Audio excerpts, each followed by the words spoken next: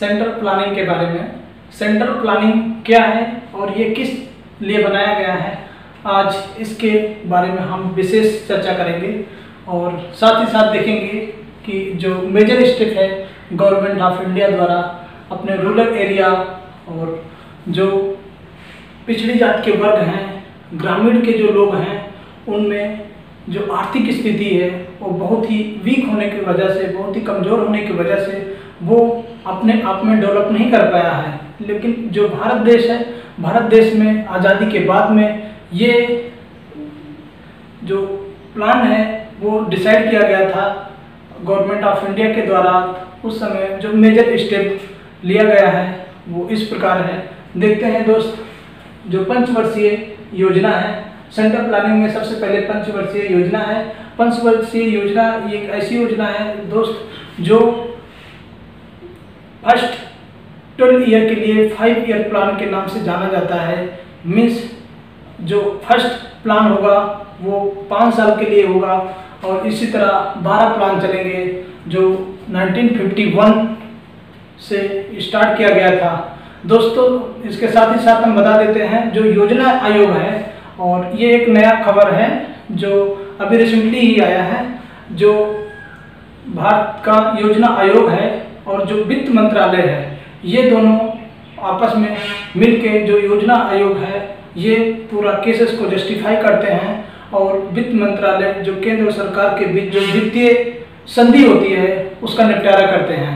दोस्त अगर हम बात करते हैं कि जो योजना आयोग है वो कब हमारे भारत देश में स्टेबलाइज हुआ था, तो वो दोस्तों 1950 में भारत देश में 6 अगस्त 1950 में भारत देश में योजना आयोग को प्लान किया गया था। और अगर हम बात करते हैं कि जो वित्त आयोग है और इसके अलावा एक एनडी करके है, मतलब विकास, नेशनल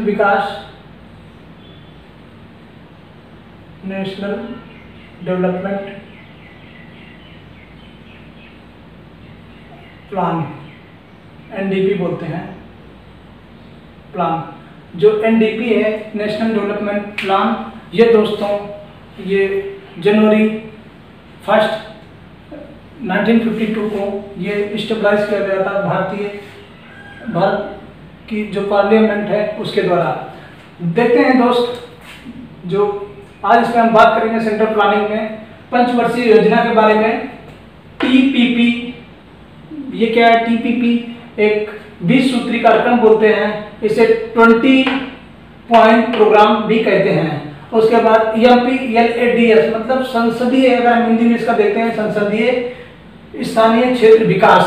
एमपीएलएडी मतलब हुआ, एमपी मतलब सांसद, एल मतलब होता है लोकल स्थानीय, ए मतलब एरिया जो क्षेत्र में कन्वर्ट होता है, और डी मतलब जो डेवलपमेंट है, डेवलपमेंट उसका विकास, और एस मतलब स्कीम, जो स्कीम है एमपीएलएडी से ये इसका स्टेबलाइजेशन 1943 में हुआ था। और जो टीपीपी है इसका स्टेबलाइजेशन 1975 में हुआ था। दोस्तों आज बात करते हैं हम फर्स्ट 5 ईयर प्लान की। जो फर्स्ट 5 ईयर प्लान है दोस्तों ये 1951 से 1956 तक ये रहा था। इसमें जो मेजर रोल था भारत सरकार का कि इसमें जो कृषि है, कृषि कार्य को लेकर, क्योंकि आज़ादी के समय 50% से ज़्यादा लोग, 51% लोग हमारे खेती पर निर्भर थे और जीवन यापन के लिए एक खेती ही उनके लिए सबसे बड़ा महत्वपूर्ण योगदान रहा है। तो इसीलिए सबसे पहले जो फर्स्ट पंचवर्षीय योजना में कृषि क्षेत्र को लिया गया। कृषि क्षेत्र से ही उद्योग जो आर्थिक स्थिति है उसमें काफ़ी इजाफा आया है।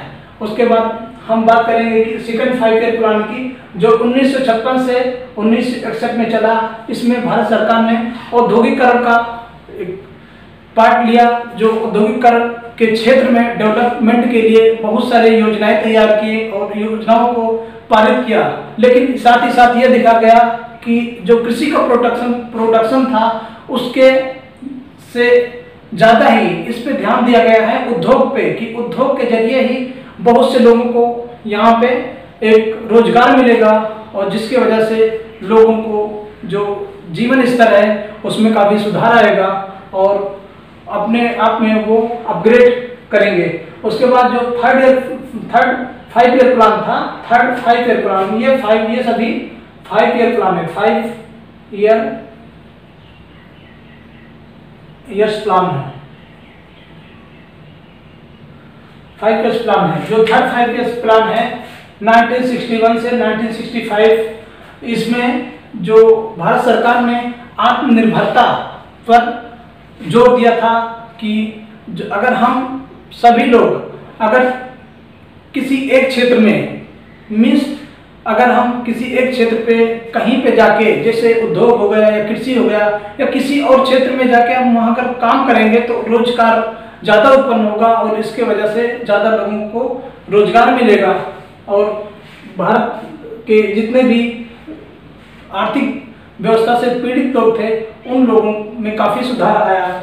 और ये जो 1961 और 1965 था, ये उस समय बहुत ही पुअर कंडीशन से गुजरता हुआ आया था, इसीलिए इसका जो ग्रोथ था वो इतना नहीं हो पाया, क्योंकि इसमें 1961 के बाद 1961 और 1962 में जो चीन ने भारत पर आक्रमण किया था, उस समय भारत जो है बुरी तरह हार गया था और उसके ठीक 2 साल बाद ही 1963 से 1964 से 1965 में फिर भारत देश पर पाकिस्तान ने अटैक कर दिया था।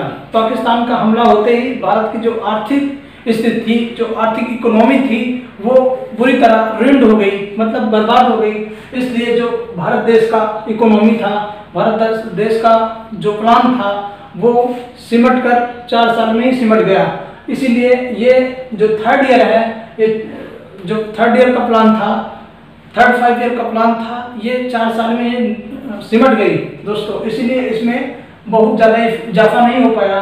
फिर उसके बाद यहाँ पे फिर मिनिमम 4 साल का गैप होने के बाद में, 4 साल का गैप होने के बाद में फिर 1969 से 1974 में स्थायी विकास के ऊपर जोर दिया गया, क्योंकि 1969 से 1974 में ये देखा गया कि जो स्थायित्व है, जो यहाँ के लोग हैं उनमें रोजगार के लिए सबसे पहले औद्योगिकरण को ही दिया गया था। इसके साथ साथ ही लोग प्रोडक्शन कर रहे थे और साथ में ही इसके साथ जो विकास हो रहा था, विकास को देखते हुए फिर चाइना की तरफ से एक अटैक हो गया, जिसमें फिर 1972 में एक युद्ध हुआ जो भारत और पाकिस्तान का हुआ था। उसमें भारत ने पाकिस्तान को भी हराया था उस युद्ध में। उसके बाद में 1974 से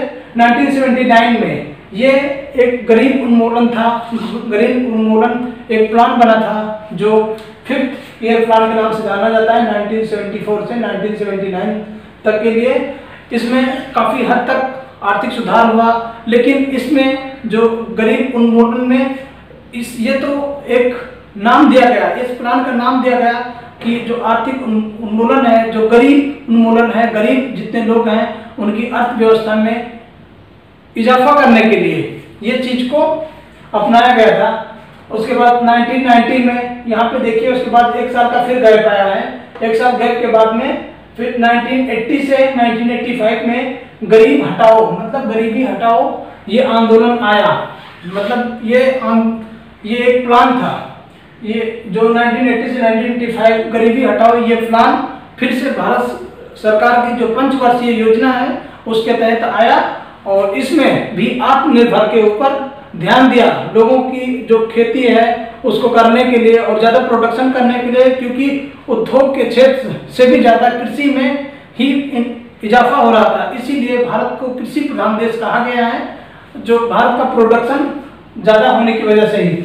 इसके बाद में जब हम 7th ईयर प्लान की बात करते हैं तो इसमें एक चीज़ और देखने के लिए मिलता है। जो 1980 था, 1985 में एक और रोलिंग एक्ट हुआ था। रोलिंग एक्ट इसलिए हुआ था क्योंकि जो भारतीय जनता पार्टी है, उस समय कांग्रेस की सरकार में भारतीय जनता पार्टी सत्ता में आ गई थी और उसने इस चीज़ को न मानते हुए मतलब गरीबी हटाओ आंदोलन को न मानते हुए उसने अमेंडमेंट करना चाहा कि जो वित्तीय वर्ष है 1978-79 का, जो वित्तीय वर्ष है 1978-79 का, इसमें अमेंडमेंट करने के लिए उसने एक साल पहले ही जो वित्त है उसको लागू करा दिया। लेकिन फिर कांग्रेस की सत्ता आई एक साल बाद में, उस चीज को फिर से 1970 और 79 में करा दिया, वित्त आयोग को लागू करा दिया, और फिर से ये 1980 से 1985 में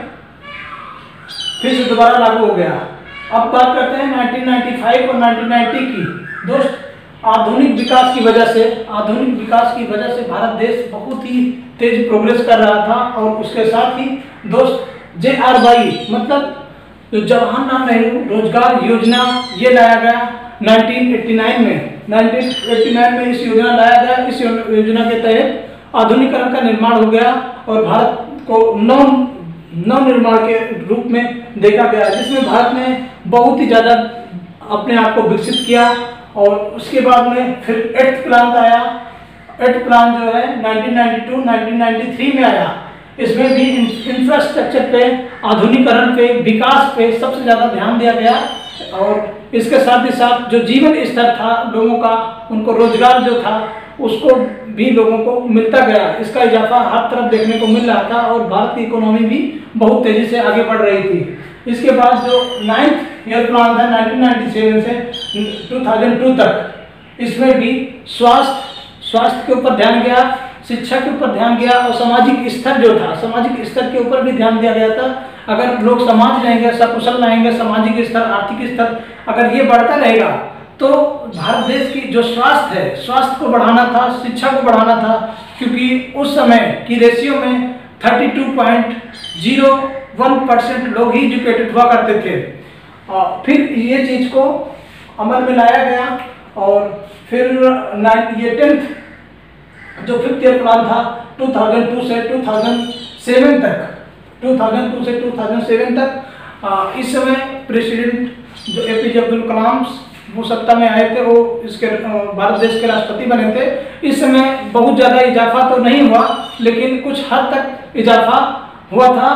इस जो 5th ईयर प्लान है इसमें सबसे ज़्यादा औद्योगिकरण के ऊपर ही ध्यान दिया गया था, औद्योगिकरण को और बढ़ाना था। बाकी जो 11th ईयर प्लान है 2007 से 2012 तक, इसमें ऐसा कहा जाता है कि सबसे ज़्यादा उच्च आर्थिक वृद्धि जो 7th ईयर प्लान है उसमें किया गया है। और इसके साथ ही जो 12th ईयर प्लान है 2002 से 2017 तक, इसमें जो 2002 से 2017 तक जो 12th ईयर प्लान था, इसमें सरकार द्वारा लोगों से परामर्श लिया जाता था कि भविष्य में जो नए जो जनता है वो और अपना पॉइंट ऑफ व्यू को दे सकते हैं, जो भारत सरकार द्वारा अमल किया जाएगा उस पर ध्यान दिया जाएगा।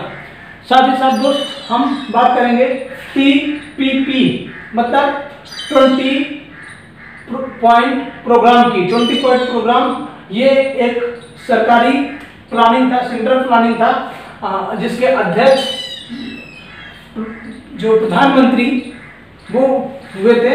और इसका स्टेबलाइजेशन 1975 में किया गया था। ये एक ऐसा प्लान था 20 सूत्री कार्यक्रम, जो हिंदी में 20 सूत्री कार्यक्रम के नाम से जानते हैं, कि 20 सूत्र लाए गए, 20 क्वेश्चंस लाए गए, उस पर जो हमारे पूरे देश है, पूरे देश की इकोनॉमी को और आर्थिक स्थिति से और ऊपर ले जाने के लिए और बढ़ाने के लिए उसमें ये 20 पॉइंट लाए गए थे।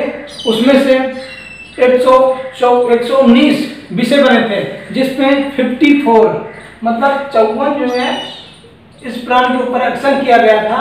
इसमें केंद्र सरकार और राज्य सरकार दोनों सरकारें ही मिलकर इस प्रोग्राम में पार्टिसिपेट करके इस एक्शन लिया था। और इसमें जो 119 हुआ था, 119 जो विषय हुआ था, इसके ऊपर जो 54 विषय थे, इसको केंद्र सरकार और राज्य सरकार ने मिलकर सॉल्व कर दिया था। बाकी के जो 65 बच रहे थे, 65 जो बच रहे थे, इनके ऊपर केंद्र सरकार का एक्शन लेना अभी बाकी था। लेकिन ये धीरे धीरे देखा गया 1992 में 1992 से 1993 में कि यह प्रोसेस बहुत ही लेंदी है और लोगों को इससे ज़्यादा इजाफा नहीं हो रहा है। फिर जो 2015 में जो भारत के प्रधानमंत्री हैं उन्होंने इस जो TPP है 20 सूत्री कार्यक्रम है, इस पे मॉनिटरिंग किया। मॉनिटरिंग करने के बाद 2015 में इसको TPP को 2015 में क्लोज कर दिया और ये आज की डेट में क्लोज हो गया।